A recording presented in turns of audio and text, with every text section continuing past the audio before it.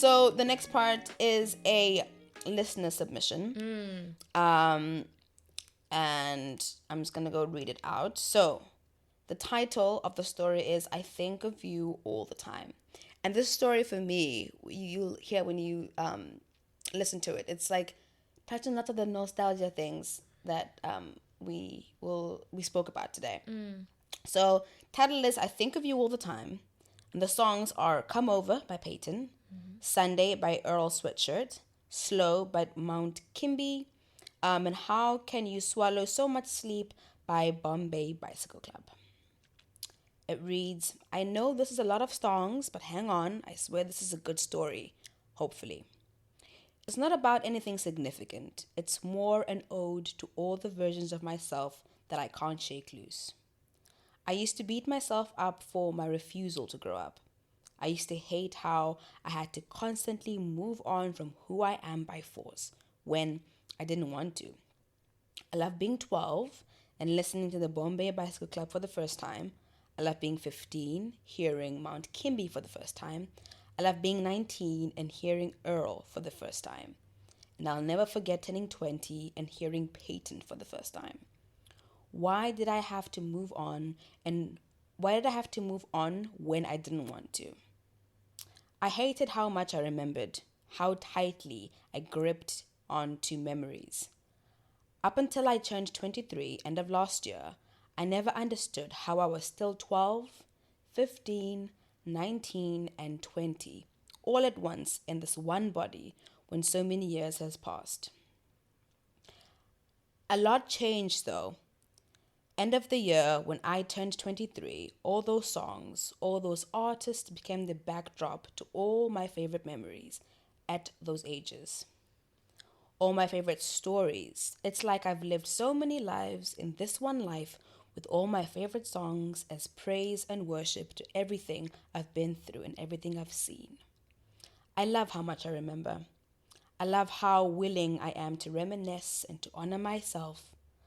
I love growing up. I love finding new favorite songs to backtrack each new age that I walk into every year. I can't wait to find out what song I love and choose for 24. Wow. That was beautiful. That was so well written. Wow, that was... I feel a bit emotional. Wow. It was...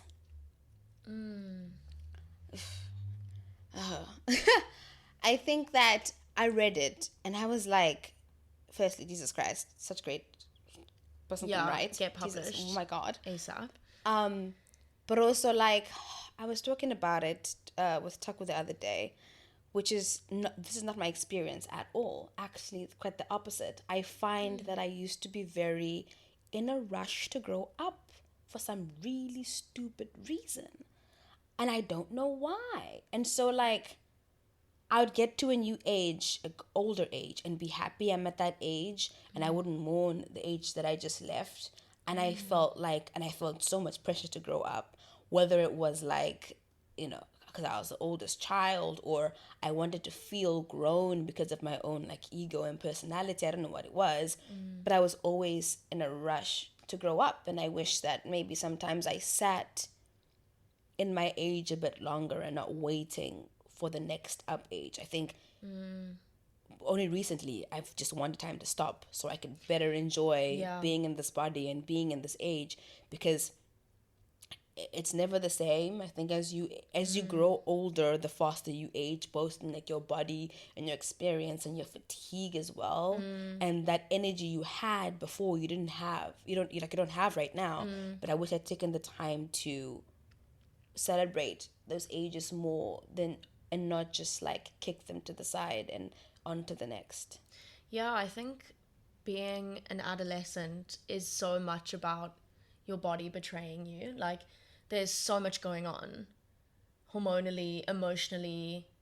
You're like leaving childhood behind. You kind of feel like your body isn't yours anymore, I think, a lot of the time. Especially as women, we have so much to grapple with when entering into that phase, the puberty phase.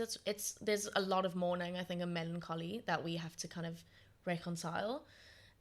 So I can understand that, like, wanting to move to the next thing, wanting to just get that messy part over with and get to be like a fully formed being. But that's kind of sad too. And But I do think we ever get there, though? exactly. And the submission's talking about how like there's so much joy to be had in the messy parts. In the messy parts, and just being able to sit in there in this messy part and just love them. I think Tanda, you're not gonna cry. You're not gonna choose this episode to cry. No ways. One of those things like you think of like the how much easier it was and how much fun it used to be. And you also think about like the people you had you don't have anymore, for whatever circumstances or for whatever reason. And it gets like, okay, you're sitting in this age, you're older now, but like if you had known that it would never be like this again, would you have done it the same way? Yeah. I don't think I would have. In many of my regards, I wouldn't have. Yeah. And that sucks. I think I was like, unlike the submission where they felt like they were being forced to grow up when they didn't want to. I felt like I was just rushing to grow up when I shouldn't have. And I think it's a thing of like having a sweet medium, but also like being this submission being a reflection of how like we need to celebrate where we are at. Yeah. And when we're, because like they say at the end, like they can't wait for what song they choose for this next year of their life, and like looking forward to that and being able to celebrate that age. And I think that when I came to London, I didn't celebrate my birthday as much. I used to love birthdays when I was younger. And I used to make a big fuss about my birthday. I didn't do that. I didn't do that coming here. I don't know why. I stopped having parties. It would just be me and Taku, and that's about it. I would have a dinner. I would watch TV, which is like a normal day. But it would take me out for like a really nice supper, and he would buy me a really great present, and that could be like the day closed off. Where before, I think I was used to that day being around people all the time. I had my friends come over, would go to like Kristen Bosch, or like you remember how we used to make a big deal out of birthdays in high school, like a humongous deal out of birthdays, and I don't think we do that anymore. And I think that it's so sad because there's so much to be celebrated, because like life is so hard these days that you just want to celebrate, and you should be able to, even the little things. Like if you feel like you went through this whole week without saying the word fuck, well, we can have a party about that. That has never happened to me. I think not since I was like 13 or 12. I have not been able to do that successfully.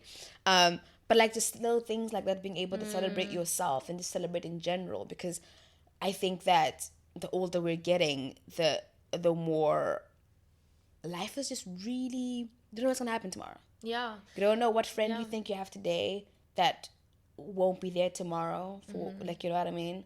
I think the submission is so powerful because it's that balance of like choosing a song that reflects the year but also setting the intention for the next year.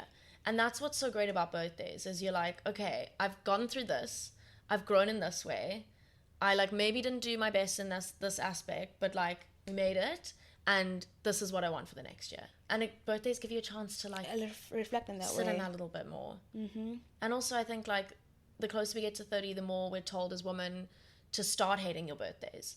Everyone's like, bad, you're getting older, your value is decreasing. So that's like also like, fuck that. Like I'm gonna love my birthday, I'm gonna have a party, I'm gonna buy an outfit, and I'm gonna do my birthday makeup, and like actually fuck you, because I'm growing into myself and I'm better than ever. I really am of the opinion that when I turn 30, you guys will be sick of me.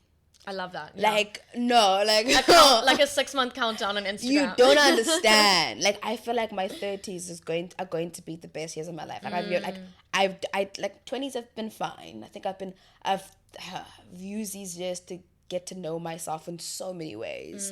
Like, that's what it's for. It's like starting a business, starting a podcast, moving countries. It's been a whirlwind of things to do, and I've been really learning about myself a lot more, and learning different aspects of my personality. From like, I thought I was super extroverted, but I have very introverted tendencies as well that I'm fine with. And I think, I don't know if it's growing up or I've always had that. I'm an outgoing person, I guess, but I just don't.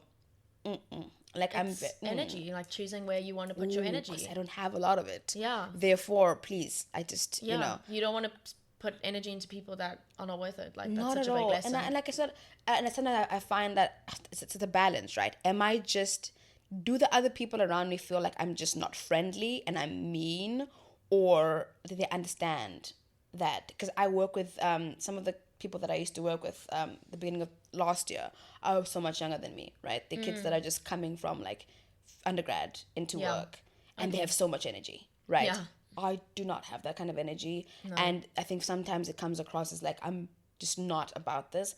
It's not that. It's just it's not for me, and I'm not prioritizing this. But I'm so lovely. I swear to God, I'm lovely. I just don't have the energy to put into as much going out and going to every single function. I'm just No. not. I think that's a lesson all of us have to learn. You know, I think also, like, as people who are extroverted, like, the tendency to people please is very much there. That's very much a me thing of, like, putting so much importance on, like, making sure that I'm putting in as much effort as I should into every single person. I think there's an element of, like, not everyone cares about you that much.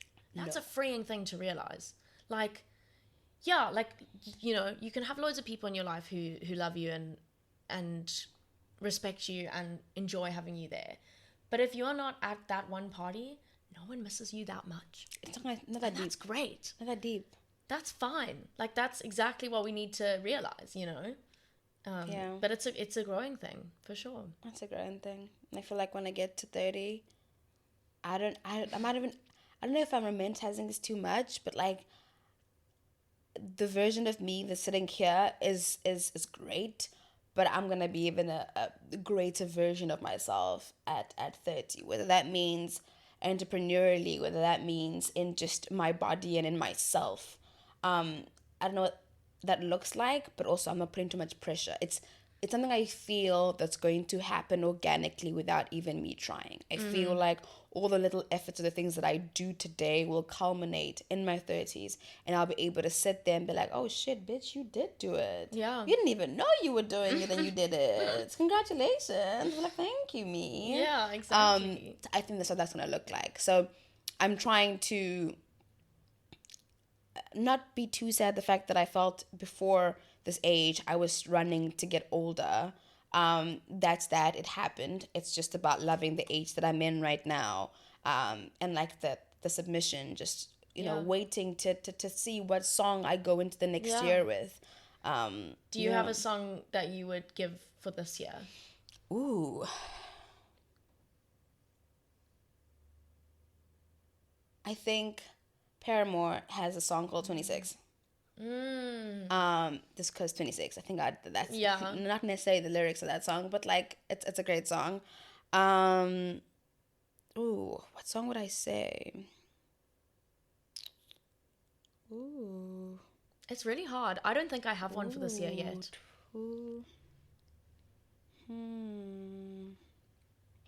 For some reason, Leon Bridges, "Take Me to Your River, I Wanna Go." Beautiful song. I don't know why, but that's what's coming to my mind.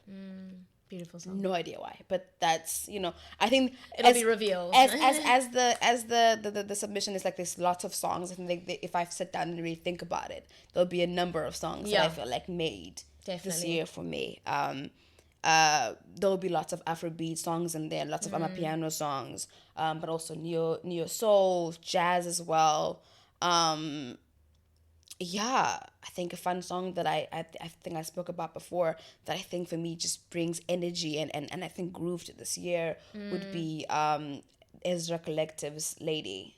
Love that song, and it's a beautiful song, and I think it's energy, and for me I feel like despite the fact that I've been very up and down with my energy this year in general, because I have not been being good about taking my vitamins. That's completely on me. I'm so bad at that. Oh, so bad. But when I do have energy, I feel like the song kind of reflects that. So yeah. Great, I love that. Do you have a song? Do you think about it? I actually don't. I don't know yet. I feel like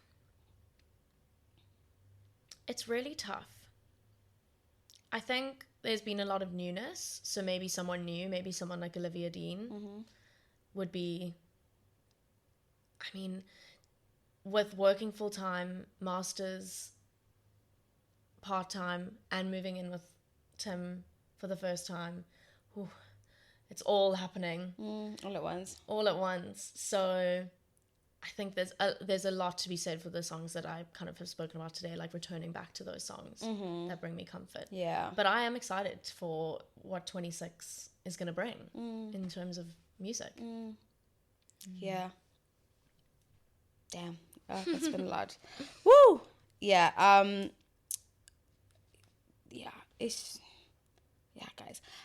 If you want to submit and share your own stories, the link will be in our show notes.